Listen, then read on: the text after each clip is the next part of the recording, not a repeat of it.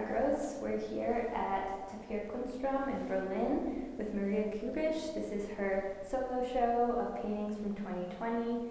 She's been a resident here at Takt International Artist Residency, and this is the culminating show of her residency period.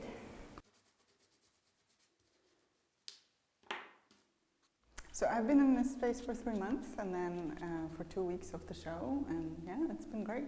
Very productive time for me.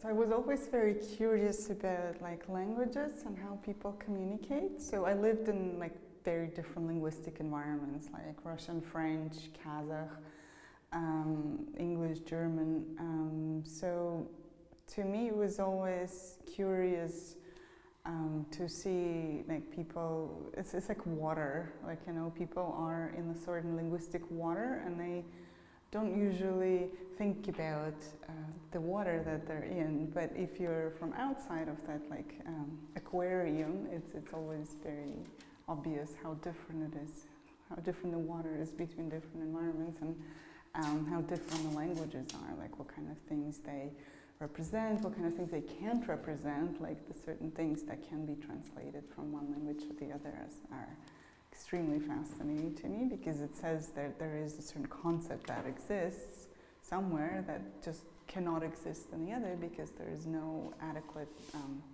instrument for it to express it verbally.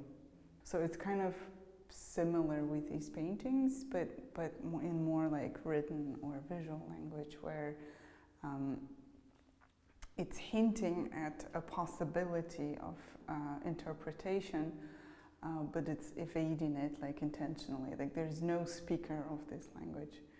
There is nobody who can interpret it definitively, not myself included, because I don't put a concrete meaning into that. So it kind of riffs on that lost in translation feeling. Yeah, one thing I really enjoy about this painting is the contrast between the more loose shape of the white one, and then this gray one is a little bit in between being solid and more fluid, and then these pink stripes that are very firm and stark and solid. And the combination of all of that kind of, to me, very much speaks to what you're saying about the mood of the time. Yeah. And there was also, I was playing a lot with the materials and trying to get sort of the painting to its bare minimum. And I noticed that some colors and some viscosities of the paint, they want to be expressed in a certain way. There is one perfect way that this pink would work on a canvas, well, to me, and that was this long lines, and after that everything else kind of constructed itself around it. Same with white, it started as this a Hilma of Klint type squiggle, but then it ended up being erased, because to me white is always erasing or cloudy.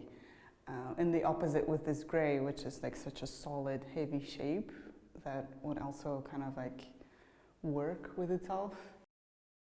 I read this other article early in the year.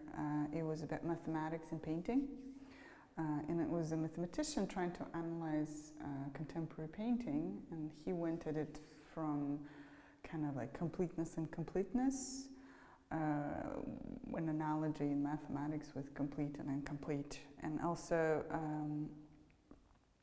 the golden ratio, how much of a painting was blank and how much was occupied by a shape. And there were certain formulas that he presented that seemed to indeed they do have a certain proportion, all the big paintings or whatever, just any painting has a certain proportion of occupied versus unoccupied space, or if there's two different elements in contrast, here, I'm sure they have these two have some sort of mathematical relationship that would somehow allude to this golden ratio number. These are part of the same sort of vibe. So these ones are part of the same series as the larger work across the room? Right, so they were kind of done at the same time, and they use a very similar palette. So again, the pink kind of wanted to be in a liney sort of composition. The grays wanted to be this like solid shapes, and other colors are kind of more fluffy and floaty compared to how rigid or straight some of the lines are. So they were all done on loose canvas. At that time I was very much into like art povera and what they did with like the minimalist painting. So I found the idea of like just the canvas on prime canvas, which is also folded between the exhibitions, kind of like very apropos of trying to get to like the most succinct way of doing paintings. And like expressing everything that I wanted to express, or rather like leaving all that room for viewers' imagination that I wanted to leave, but with very like little material intervention, where it's like just sort of looks like it just sort of happened. Like I always find like palettes so beautiful, where you don't think about, or like how you try out the materials, where you don't think what you're doing, you're just sort of putting colors on paper. Maybe that's how little kids draw, I don't know. But it ends up being, to me, like so visually compelling, just because it's so, it works. I don't know how, because when you're not thinking about the composition and colors and markings, but still you just end up with this little thing that always works. Like I've never seen a palette that doesn't work visually as an image. And that's fascinating. Like, how do we do that?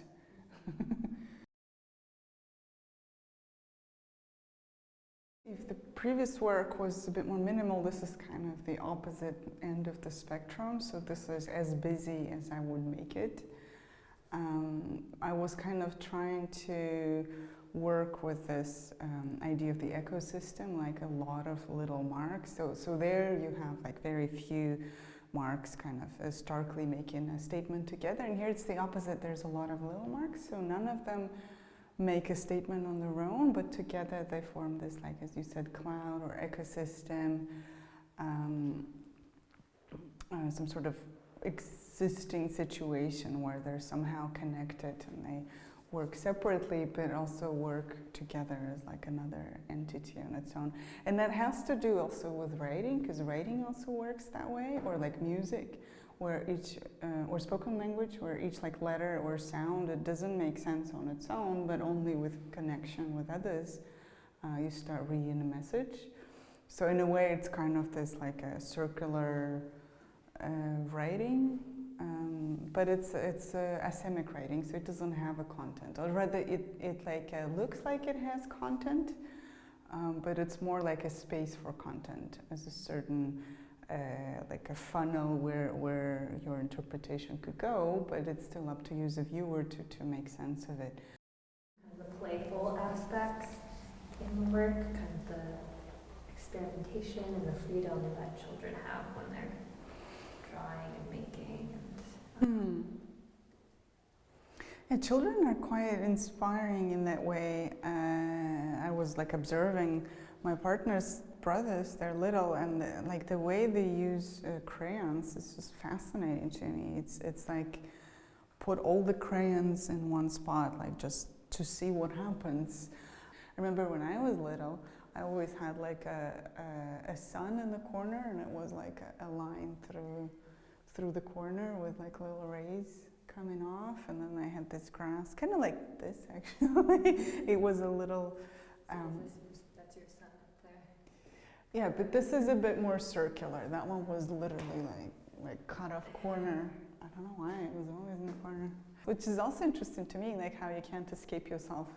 It's like no matter how much you copy some artists or look deep into you know, the fundamental something, like the straight line, the colors, the something, there's always something that would tie it back to you. This one again has kind of a landscape thing going with it, but also perhaps that's, as we talked about before, like we're kind of conditioned to look for is a landscape as a portrait.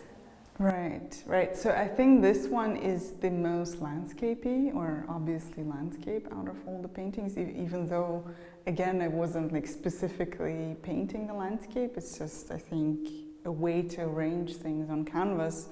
You can't help but seek for an image in your head and to organize it, and the landscape is it for me. So it always starts with a mark, like in this case it started with the green lines, and then there was a question of kind of resolving the rest of the space. So I knew I wanted to have some empty space, but I wasn't sure whether I would have so much or whether it would be much less empty space and it would be much denser painting, say in this half. But I did want to have like a gap, a big gap, because there is this contrast also between this, you know, like liveliness and kind of like the grass is growing, like or like weeds, it would take over everything. So I wanted to have contrast between this like fullness and like take over everything aspect and the space of it, which would obviously be artificial. I would be also curious to look more into like mathematical expressions in paintings, whether it's the composition or contrast or even the palette, like how that is distributed on this like a color circle. That is also very mathematical, or harmonics, like in music. That is like all very interesting.